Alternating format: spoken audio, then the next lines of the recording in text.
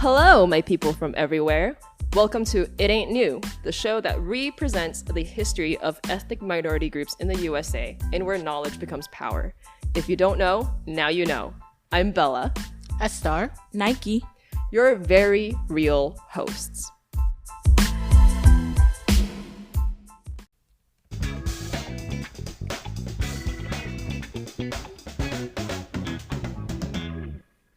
We're talking K-pop. It's my honor as the Nuna who's been listening to K-pop the longest to welcome you all to this particular episode where we're going to introduce some of our favorite K-pop songs from first, second, and then third generation. This is not a ranked list. That was your only warning. Whee! Yes. So the questions we're going to be going through are why this artist for this generation of idol K-pop, and if you don't know what that means, go do your homework. How does this song define this artist in this generation? And then how does this song make you feel? All right. Third gen. Third gen. Which only recently just ended. Yeah. I don't know. Like, I feel like third gen to me, like, yes, technically it has ended. No, as a defining moment, yes. But for me, it's like, because I kind of more or less left really focusing on K-pop in the middle of like third gen really taking off. Mm-hmm. So like to me, like I'm still stuck in that like this is still third gen, right? And then I have to remind myself, no, if they debuted in the last 2 years, definitely count them towards like fourth gen at the very least. No. They're definitely fourth gen if you heard about them now. Yeah. If they debuted in the last 5 years. Third gen is now hitting their grown phase. Yes. So you're saying I third gen love it. So the third gen boy groups are now releasing their grown album with their own ADTOY on there. So yeah, 17 just made a comeback. Yeah. Oh yeah. And they're looking grown. I know. Okay. Literally I saw even with the haircuts, I was like, okay, 17, hold on. How old are y'all again? Their pants have Tightened? like no. The opposite. No, the they opposite. actually haven't. The pants have less material than holes. The shirts. I Like- still remember the whole thing that happened with B.A.P and even for hot. Sorry, I don't know when. We don't mean to be a thirst podcast, but No, I mean, this is what happens when the dongsengs become men. I will put a Even the females. Look at Chungha. We haven't even gone there because we'll do There's we so can much. do There's another so much episode. there. But yeah. Yeah. So basically, we know that third gen has ended because they've become men, Yes. right? And Or- women. or- and yeah. women. They've become adults. They have grown. Real adults. And for me, it's just been such an immense pleasure to watch this girl group grow up and really mature into just an amazing group, which I'm so happy. By the time this episode airs, I will have seen them at the forum and lost my mind. We are talking Mamamoo. I have Mamamoo stories. Oh, so I chose Mamamoo for this generation because they out the gate came out with a sound and then also a quality of sound that I still think that they had one of the best girl group debuts historically. Injong. And they went through their own, and they came from a non-big three, big four agency. RWB, right? Yeah. And so Rainbow Bridge World. it Or was it really RBW? My bad. it really showed to me what kind of quality K-pop can come out. We didn't have to we no longer had to rely on the big three Right. to produce like next level music, and they are still killing it now. I am so glad that you said that. I didn't mean to like cut you off, but I'm so glad that you said that because it made me realize that even the ones that we chose for third gen, look at the people we chose for third gen. Yeah, they're not good. It might surprise you because they're not going to be who you think. Right. Like, so the first, for those that haven't really followed, the first gen recapping, we chose BoA, HOT, and GOD. And they came. That's big three. Yeah, that's Actually, big three. It's two. It was of just the the big two three. right We there. didn't Yeah, choose it was anyone JY from YG, but Right. we could have. And then Yeah, second we sure. gen, we chose Big Bang, SHINee, Wonder Girls, and 2PM. That's still big three. Yeah. 2 JYP groups, one SM group, and then one YG group. Yep. Third gen that's coming up has No big three. Big three. And that's exactly what happened with third gen. No one from big three was... Well, there were people from big three. Yeah, we could have chosen. We could have chosen big three. But that we didn't have to. Yeah, right. we didn't speaks have to. how K-pop just grew as an industry. 2008. Actually, no. Let's back that up. We had kind of cut off. We kind of started. Second gen. It was like 2005-ish. Starts there, Yeah, around there. Remember, it's by feel. It's not by it's year. by feel. Right. And that's always how it's been, where it's like there's a little thing there that we feel. Because again, the group that I use to define third gen, or actually the two groups that I use to define third gen, are EXO and VIX. One is big three, one is not. But the two groups, I always define them, and they both debuted in 2012. Actually, I use 3, and those are just 2 of them. Oh, who's your third? Ooh. B.A.P. Oh, that's a good one. That's because a good one. they came out January of 2012. I think actually no, Bang and Zilo, December of 2011. Yeah. That was, I mean, again, we could have, because I there's still so define much it by to choose. EXO, but There's so much. And when you've been a choose. fan for as long as we have, there's Right, so there's much to many. go into. Oh my gosh. My Apple, if I didn't have Apple Music, oh my gosh. Yeah. So I chose their song, Mr. Ambiguous. Oh. It is, I mean, I just love their music. They are powerhouse vocals. If you have not watched their Killing Voice episode on Dingo, you need to watch that, because all 4 of them in their own ways can just belt it. Oh yeah. Can just belt it. Yes. And then also they're just the cutest. They have the like slickest sense of humor Oh yeah. in their music videos. Definitely. And it's also very colorful, especially in that particular era. It's very colorful. Yeah. like you can't, I mean, I don't say this as a slur because I love what G did for K-pop. I'm not ashamed of G, but Mamamoo didn't get G'd. Right. They did not. And that's amazing to me. They also didn't get what SNSD got. They also didn't get what Sistar got, which was the almost like if SNSD was infantilization, Sistar was the complete other end. Oh, yeah, that's a really that's good. true. That's a really good. And Mamamoo was human all the way observation. through. Yeah, it is. And it's not because they can't do a G concept, Right. and it's not because they can't do a sexy concept, but They can pull it off. They don't want just, to. They do. Yeah, they do. They do, right? Hwasa on her own. Oh, But just the way that they debuted, they kept up that standard of like excellence. Yeah. I would Real agree. excellence in every aspect, from vocals to production to music videos. Like, and they're still doing it to this point, even having done both solo works, changed agencies, Right. and like done some really like kind of out there for K-pop genres of music. Yeah. Right? Like jazz and funk and even some hip hop and just anything you want from a girl group, plus like killing vocals. Mamamoo's got you. So I was like, but the story that I have about or one of the stories, I actually got to see Mamamoo live twice, but front row and also like literally standing at the stage. Yo, did you go to Mamamoo at Chuseok that year? Changto? No, In I K-Town? didn't. So I did. I swear, Hwasa's thighs could have knocked me out. That girl and her thighs. This is also why I love Mamamoo. Like, you have Moonbyul and Hwasa. I love Solar too, because Solar can kick some booty. And her attitude is amazing. No, I mean like physically, she can kick some booty. Yeah. Like, people don't understand. She kickboxes. Like, she literally can kick some booty. Yeah, that's how she got the booty. Exactly. I was like, wait, is that why her and Eric Nam? I'm kidding. I mean, don't come for us. I do miss that show, but I also am kind of happy. So glad it's not a thing anymore. It's not a thing anymore.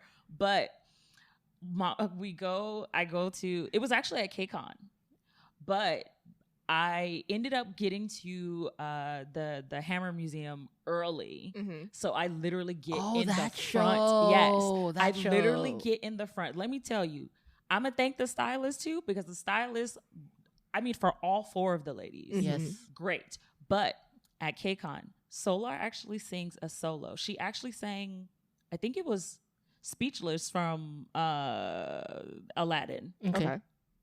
Why didn't they have that girl on the soundtrack? Why did they not have that girl on the soundtrack? I mean, I understand what Disney was kind of trying to do, the world. but thank you. But I was like, girl, okay, I love you. Then we get, of course, at the Hammer Museum, I'm literally front row. I love Moonbyul. Love her. The rare example of an idol who refuses to do skin and still is sexy. Exactly. And Moonbyul being the rapper. Right. Yeah. Exactly. Girl crush. Exactly. So, and actually, she's not even the actual real girl crush concept. Yeah. Which is so great. Love her. I shouted her name. And because I was so close, she turned around and smiled at me. And I was like, girl, I love you. How are you still alive? Right. I was like, why did you not spontaneously combust? I love you. Because it's not Rain or Shonyu. If it was Rain or Shonyu, I feel like no. Yeah, I was like, that's still pretty close. I love her. But even with like, if a girl's gonna knock me out, it's gonna be a Mamamoo girl. Yeah. It's either Moonbyul or Solar who's absolutely gonna knock me out. I also love how even when young girls ask them, oh, like, I'm on a diet, I want to do this, literally Hwasa is like, girl, eat anything you want. So that's the thing, right? Like, when we talk about girl groups in K-pop, I mean, this happens with boy groups too. It's the dieting, it's the, you need to go exercise, you need to bulk up, you need to, like, stay thin. But with Mamamoo, Hwasa in particular, her whole no bra thing too. she is my spirit animal. Like, but here's the thing. I think it was even Win, like, when they asked, I remember somebody asked her weight one time. I remember seeing this. It was a behind the scenes of one of the music videos. Yeah. And somebody was like, how much do you weigh? And she was like, why would you ask me that? I think the expression was like, none your business. Yeah, like, she was like, go somewhere else. Yeah, but I think it was on, what's that actual show called? It's like When They Live Alone, or I Live Alone. Yeah, I Live Alone. And this was what? Oh, I love Hwasa on 5 years ago at this point. And all she's doing, she's like, I got nothing planned today. All I want are pig feet. Oh no, she literally will be. She's still like I can't remember like how late it was, but she'll eat like a whole bowl of noodles and be like. But that's the thing. Okay, like so, this is an older girl group, AOA from FNC. I will put it out there. I dislike how AOA was being treated by FNC. Especially when you're not the only one, right? I was like, you're definitely not alone in that, right? Like, I still have issues with FNC. Yeah, FNC, not just over AOA. Right. Oh no, everything at this point. I'm like, they're not cute though. Anyway, just say But I remember when they were doing the whole like, oh, this is FNC. They had a whole like reality show, and they were gutsy enough to say, hey, AOA, you guys are too fat. You need to go on a diet. That's not gutsy. Here, eat salad. And the salad was literally or we can talk about how Estar was literally like drinking water how they were shamed for going to film their music video in a tropical island and then coming back tan and then people being like, but brown skin don't exist. But like, white skin is superior. You dirty. No, they aren't. They were gorgeous when they came back. Absolutely. And so like this whole thing only goes to show like Mamamoo being able to say at this point in time, like, that is not who we are and that is not who we want to be, automatically wins them a spot in my like very much like feminist K-pop loving heart. Like, yes, I do love my hot men, but Mamamoo, do not come for them because I will go after you. I mean, they've had issues, but the overall thing with Mamamoo is that they were able to almost like carve out, yes, we are women, yes, we are artists, yes, we are idols, right? Yes, and we are idols. We are human, right? Like they were able to carve out that whole thing and of course, people are gonna like be drawn to that because that was something that was definitely needed and necessary, especially at this time in K-pop. I mean, it still is. So, yeah, love them. I'm very excited Love to be those seeing ladies. them at the forum in a couple weeks. Kind of jealous, but I can hold a little bit. And of I'm the sitting jealousy. floor, yo. I'm sitting floor. I was like, that's why I can hold off on a little bit of the jealousy because I have seen them live twice, front row, and then also like literally at the stage. So that's why I can be like, look, I can show you photos. Got a personal. Okay. Yes. Also, that the year before I got to Moongar. meet A-Lee too, who they tried to fat shame, but I love A-Lee. Oh man, I love that girl. I love her. I miss her. Kind of sad I'm missing her concert because she has another one coming up too. You can tell we've got many episodes lined up for K-pop. Yeah. This is already going to be 3 episodes long. Right. Just saying. Well, so And our I mean, next one. staying in third gen, I just realized that our list of people none of them are big 3 for third gen. So who's your pick? My choice is actually New East. Unfortunately, yes, they have disbanded, but I mean, whatever the conspiracy theories are or the actual theories does not matter. And also, that is just part of the K-pop fandom life. Well, yeah. I mean, it's also part of certain agencies and you being an artist. Like, you have to go where they're going to support you. Yes, support your artistry. So, I mean, that's just whatever. But I mean, I have issues with their agency even before the Hype takeover, so it doesn't really matter. It's all good. It's all good. But New East, what's interesting about New East is that they, even though VIX was the concept kings and still are, to be honest, still are, New East had this, I don't know, they had this thing about them that was like they could take some concepts, and in fact the song that I chose, Overcome, this concept literally continued to the end of their career. That's how I love it, and why I love it. I have a confession. Sleeping on New East. I am the same with you on that. So you're gonna have to explain to us what's the concept in Overcome. Okay, so Overcome is actually a fantasy concept. Okay, but it's okay. I can only compare it again to VIX because VIX did this similar thing when they were doing oh my gosh, why am I blanking on names now? Greek gods. Which ones? No, because they had like 3 albums that were all of the Greek gods and like all this stuff. Okay. But I think it was Fantasy, actually. The Fantasy music video. Think Fantasy, you get part of Overcome. But Overcome is almost like dystopian fantasy. And so like even when you watch the music video, which is fabulous music video, in the music video, the snow actually looks like ash. And literally they're like searching for this person. Like, I mean, obviously it's their lover. They're searching for this lover. The choreography is also amazing too, but that's another statement. They're searching for this lover, and it's almost like gas masks too that they need to like get through. Okay. This is also when Rin had long hair. But also this group, they have some of the best vocals in K-pop. I will die on that hill. They have some of the best vocals in K-pop. Not necessarily the best rappers, but it's okay. He knows it. It's fine. But vocally, and even vocals, even vocals in rap was great. But the actual rap was kind of like so.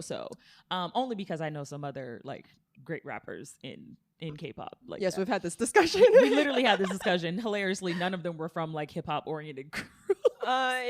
In idol world. But yeah, so I mean, even the suits and everything, it's so great. I'm telling you, watch the music video and my homework. The sound of the music too is it is pop R&B, but it fits because they have, guess who they have as their, I mean, this was like Pledis in general. Who do they have as their producer, like main producer for a lot of stuff? Pamzu? Yes. So they're doing all this stuff, and their vocals are also very clear when they sing and when they rap too. So very love it. Yeah. I mean, this is how Minhyun ended up in 101 and as like the main vocal of 101. But yeah, this concept, they keep it for this album, which is called, I think Q is, it's supposed to be some sort of like it's a search. That's why it's like a question. Then they go into, I'm blanking on the name of the album right after that. But, it goes into Canvas, which gets more fantasy-like, but you kind of don't, like, you don't know, like, it doesn't feel like a fantasy. Okay. It feels like real life, but it's like, something's off or something's different. So it's almost like that movie starts with an I. Inception? Yes. Kind of, sort of. But definitely more colorful because it's canvas. Yeah. So everything is supposed to be like artwork. And that album too, phenomenal. But Overcome is like traditional. I will say this. Overcome is more traditional fantasy.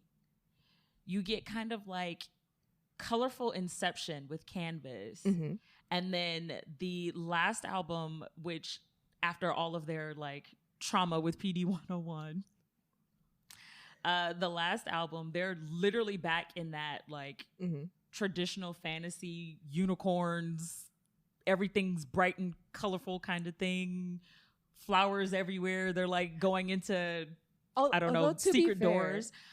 Although to be fair, I think at the time of that album's release, it seemed like that's what everyone was kind of back into. Well, not necessarily. Because not in that one, because that was when Vix was kind of going to military and all that stuff. I'm thinking back to Shiny. Oh.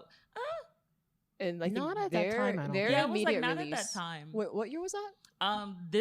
Overcome was 2000, and let me check because I am very blanking on dates. Yeah, I'm blanking on dates and everything now. So we're just gonna there is a Flower Boy concept, but it wasn't even Flower Boy concept. Yeah, like literally. But that's what I'm saying. Like Shiny has done a Flower Boy concept, but that's not equal to what Nyke is talking about. No. And I'm literally thinking like flowers growing out of like broken TVs.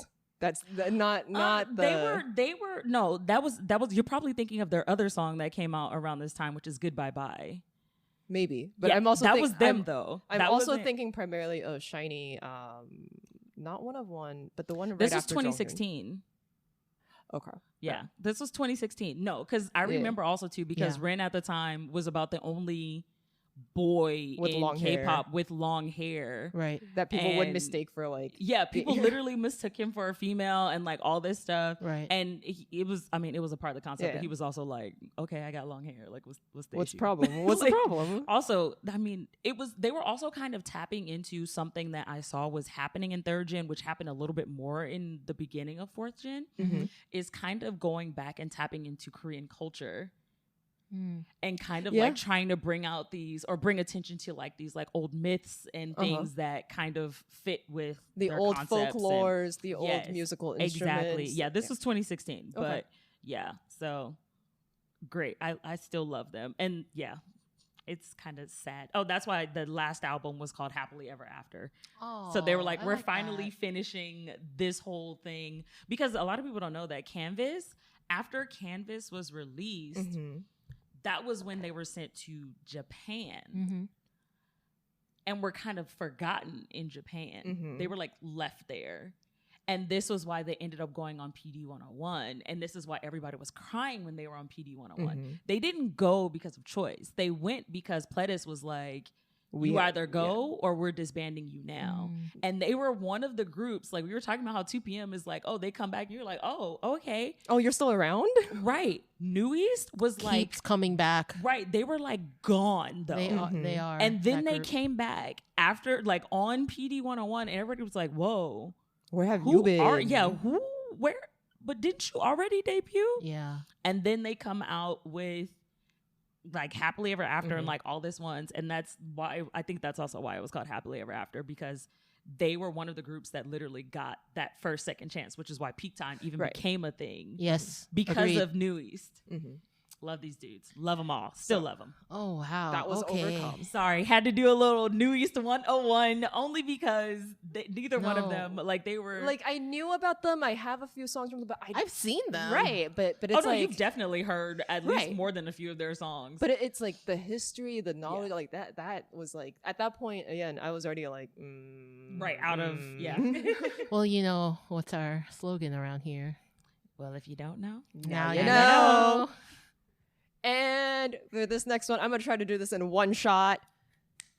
This Love it. is Clever. B.A.P. with one shot. My first, well, no, I can't say my first because Rain was my first, but my second, and he's always kind of first in my heart, my second husband. I was about to do a rim shot for that one, and I wasn't. She finished that, and I was okay. like, No, I still love Pang Yong-guk. I love him. So, B.A.P. one shot. First off, we already said Mr. Ambiguous. We said overcome. And now we're going to say you only have one shot. So here's the thing. I can't do this in one shot. I got to think. But the truth is, like, B.A.P. is, in my recollection, in more recent K-pop, is probably the first group that is like straight up we do want to be more hip hop. Yeah. And for all those that do not know B.A.P., their first song was Warrior. Yeah. Tells you where their trajectory and what their ideas were going, right? Because the next one after that was Power and No Mercy. Mm-hmm. I might have gotten those two orders switched, but it was Warrior, Power, and No Mercy. All within, I want to say, half a year, 3 months or something like that. Probably. I was like, that's about the speed of K-pop. That was how, well, here's the other thing. They set that speed. Because at that time, it was still like, oh, if you come back once every 6 months, that's still like fairly fast. They were like once every month. It was like, hey, we have a new song. Hey, we have a new song. Hey, we have a new EP. Hey, we have a new EP. And then you find out what happens later, and it's like, what the fuck? This was probably like the first big, not the first big one, but this one was probably the first time it was like extremely publicized issues with the agency. I mean, like most publicized. Everybody kind of like forgot about other things that were happening, mainly because people were also at the big three. Yeah. Well, so I think we could say, because I was thinking DBSK. Again, only because they were at, that's why, that's what I'm saying. Right. Like because they were at big three, of course it gets swept under the rug. You just see them now as two groups. Yeah. So, but yeah, like B.A.P. not getting paid for a year and a half. I remember hearing that and I was like, hold on. The entire group sues the company. They did. They had one shot and they were like, we're gonna make this fucking happen. And we're gonna make it so that like you give us what we're owed. Hold on. Sorry. I'm thinking too. This was also when idols also started talking about mental health. Oh yeah. This was actually when idols started saying, hey, we have a platform. Yeah. And we can make our songs about something. Yeah, when you think about it, B.A.P. Warrior, it was, you can stand up for yourself. You don't need to rely on like, oh, like I need somebody else to love me. I need someone else to help me. They're like, you're stranded. Save yourself. I think this was also the time to in third gen when I always kind of like hear like certain things. First gen, of course, is like, we know what we want to do. How do we go in the system? Is this going to work? Yeah. That was first gen. Is this going to work? And then they figure out, oh, it can. It can. Okay. So second gen is an explosion. Full try experimental. Everything. Thank you. Full experimental. We're throttle. gonna just throw all kinds of groups at you, like just whatever, and then whichever one stands, we're gonna keep those. Yeah. You have the R&B ones. You have the Flower Boys. You've got the ones that are like the hip hop ones. Yeah, you've got the Beastly Idols. Right, exactly. Like the cute girls, the sexy girls. You got everything. And literally, third gen, we're gonna throw whatever at you. Yeah. Third gen is like, we've got some concepts. Yeah, we can build groups around concepts now. And also, we can actually say stuff. Right. Like we can actually put themes in our songs and in our lyrics that not only reach Korea, reaches the world. But reaches the world. This is when it kind of was like, oh, we can actually expand to other countries. Yeah. Yeah. So when I think of B.A.P., I really think of, I wouldn't say debut B.A.P. Because something does happen post lawsuit that kind of changes, what they can do. And I will put it this way. One Shot was, if you watch the music video, I do not condone violence. However, damn, some actors are good in there. It was a metaphor. But also, like, again, it's them, fighting for their rights, right? Exactly. And, and like, hey, you are not always going to have the option to choose the high road. But don't let life beat you down and keep you down. Right. And I think with B.A.P, it was just like, they showed it in their music, because none of their music videos were like the clean, high classy. No, it was all like super gritty. It was like, to be honest, a lot of B.A.P, I'm just thinking of them now, a lot of B.A.P music videos actually remind me of Haru Haru. The grittiness of the camera work. Yes, and the camera work, the styling, everything. Yeah. They kind of remind me of Haru Haru. But also, One Shot's dance. How does Zilo's back still have any bones in it? I mean, have you seen him dance now lately? I still follow him on Instagram, and literally he does a whole bunch of him and you from Block B. Oh my god! I'm like, can I get a group of just like a dance thing with both of them on there, just like I wanted, and I got Taemin, Tin, and Kai in one group together dancing. I need Yukwon and Zello. I just need them. I need them in a dance group together. It's oh my god, and we were talking about Taemin earlier. Zello was also like 14 when he first debuted. Yes. Baby Zello. Yeah. Oh my god, Baby Jello. He was so adorable back then. I remember. They were my group. But I think one of the things even that I realized as we were talking about third gen was that's when you actually see K-pop essentially reap what they've sown, if I can kind of like use that kind of absolutely thing. Like you're seeing them because of what was going on in second gen. This is why, again, guys, especially if you're going to be, or people, especially if you're going to be into K-pop or call yourself a K-pop fan, you have to understand context. Now in third gen, we're getting what? Way more YouTube. We're getting way more social media. Yeah. We're getting all of this stuff. And then, but you have to think about it. In first and second gen, what were they doing? First gen was already trying to break into Japan and China. Second gen, they are in there. But also in second gen, you see them breaking into places like Brazil, Peru, India, Mexico, like all these places, right? All these other places, you see them learning other languages. And I'm like, people really think that even when they started calling like a lot of the K-pop artists out here, it's like, oh yeah, like they're the biggest, band in the world. I'm like, well, that was planned. Yep. That was literally what they were thinking from the beginning. And it wasn't necessarily like, I don't know, they weren't just going like, oh yeah, we're going to do that. And we just want to be, in the mix. It's like, yeah, we want to be in the mix, but we also want you to recognize that like we will do something as a concept for like your country. Yeah. And so for me, when we're talking about all of this, right, and you were talking about building off of what the prior generation did, I mean, it's still ongoing to a degree. I think it's to be determined how much is still being built on. No, can I tell you what I've been thinking about fourth gen? Okay, I've noticed that fourth gen does a lot of anthem songs. Listen to Stray Kids. Is that a Gen Z kind of thing? No, because Gen Z tends to be they kind of built off millennials, where a lot of us, unless we're kind of like, I don't know, older or we just don't care, or like, because we actually have a term of anti-millennial millennials. I'm one of them, but we're starting to get more, not just individualized, but internal. That's what's been happening with Gen Z, because of even with social media, it's like everything that you have already put out, that's what you're getting back. Yeah. Right. So you only see stuff that you like you're rarely breaking out. It's and the knowing, algorithm. It's, right. Yeah. You're rarely breaking out to see other groups, anything. Right. Like not just so groups. What do you get served?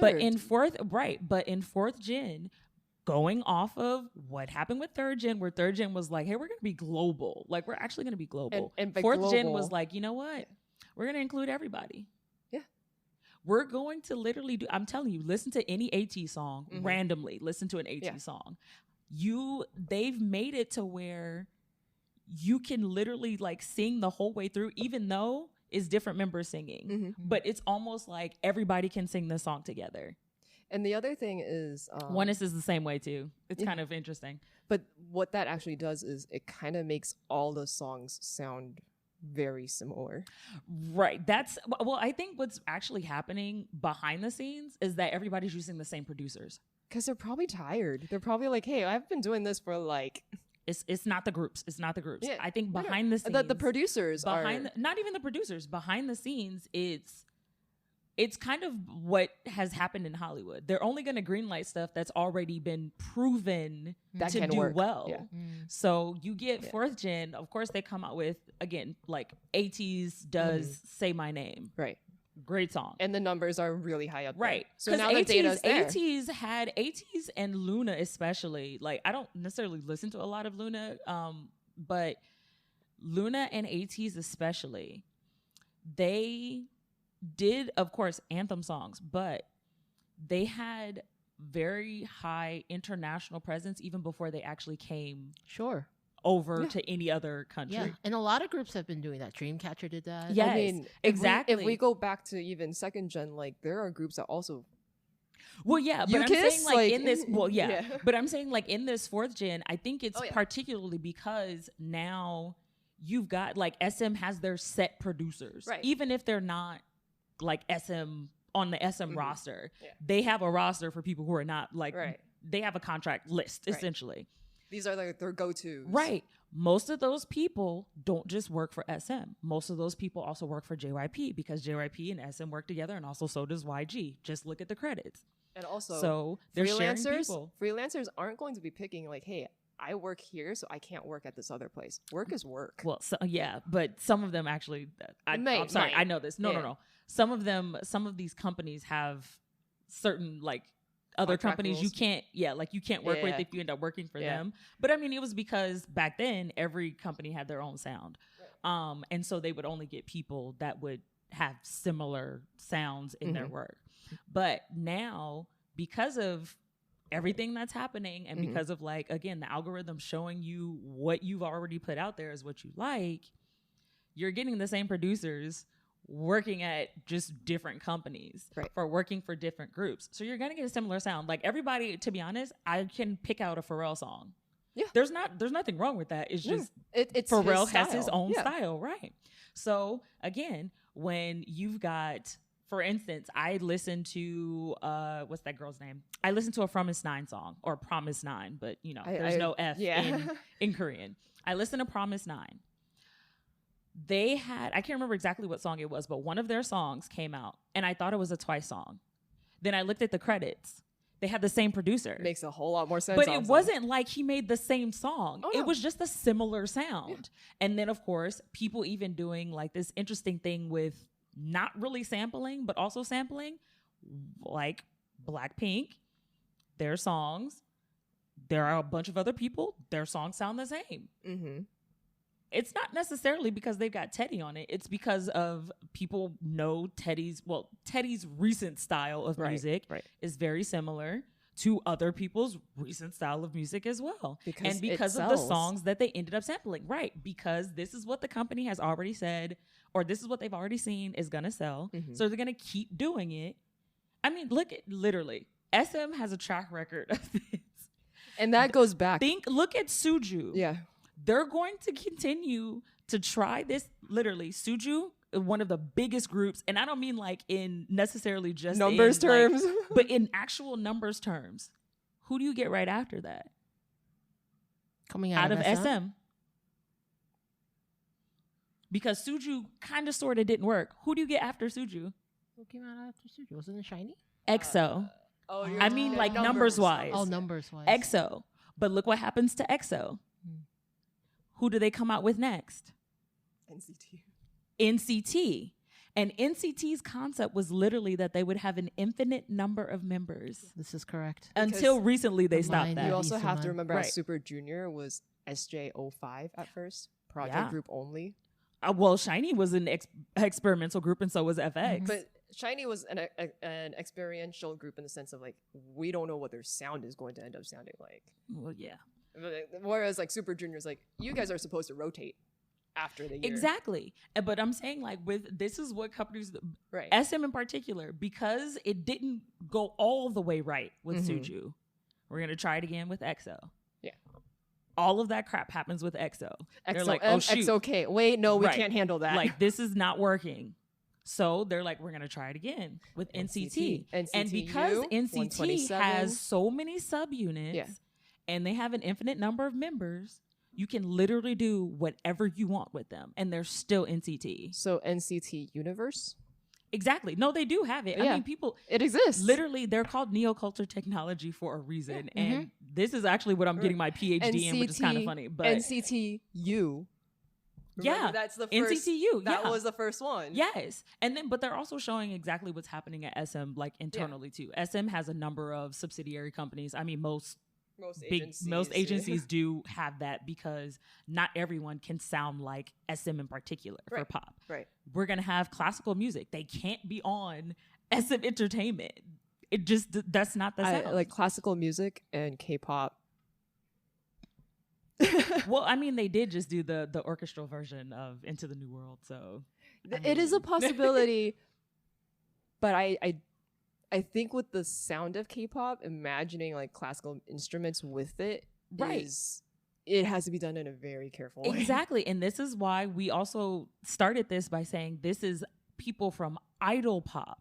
We're not talking about K-pop in general in these generations. Correct. We're talking about idol pop in particular. And again, when you go through this, and even if you see other people, the generations, this is why we can't really like put a certain time on it or like a date in particular, is because it's a feel. Everyone has a similar feel in these generations, even if they don't have the same sound.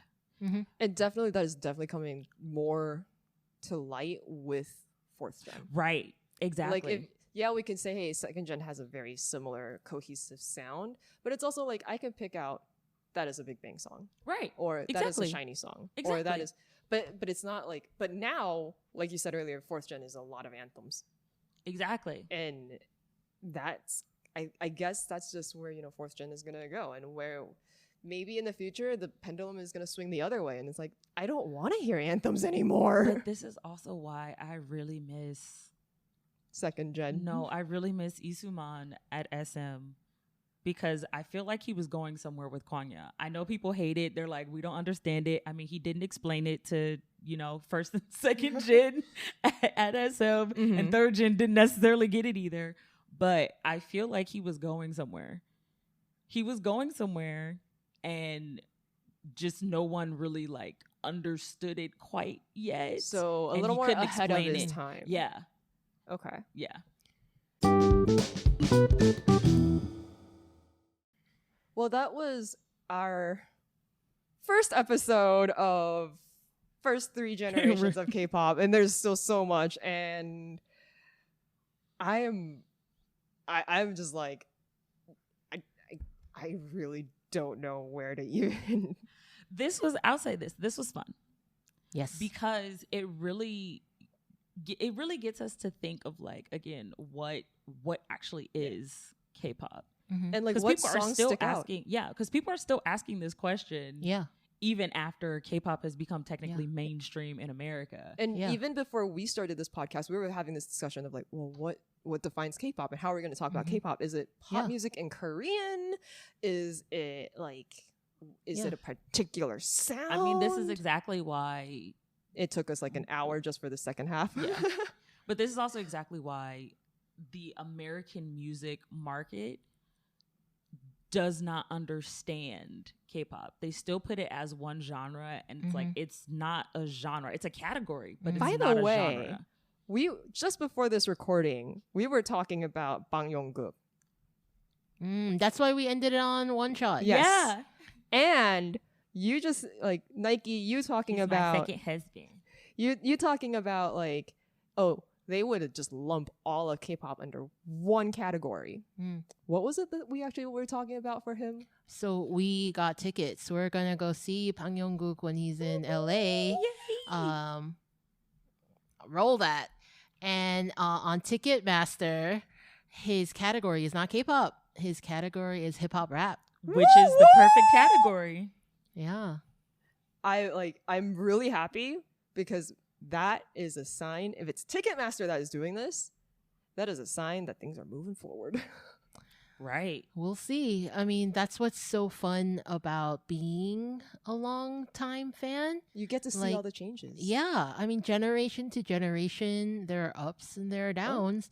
But if you hang in there, you can see just the spectrum, the incredible spectrum of growth that K-pop has taken throughout the years. All I'm thinking back to is as a little girl thinking I am gonna have to go to Asia to see my favorite stars, and now they come to me in the States.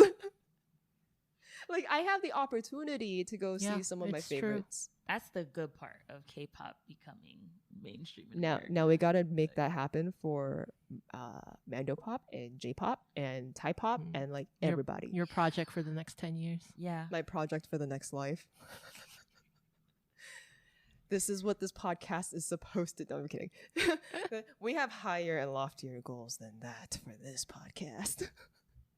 Well, thanks for listening. Look forward to more of these kinds of episodes just because we have so much to say about K-pop. But also, we are going to try to make some of these more interactive, meet you guys, and also DJ you some of these songs that we talk about. So look forward to that in the future.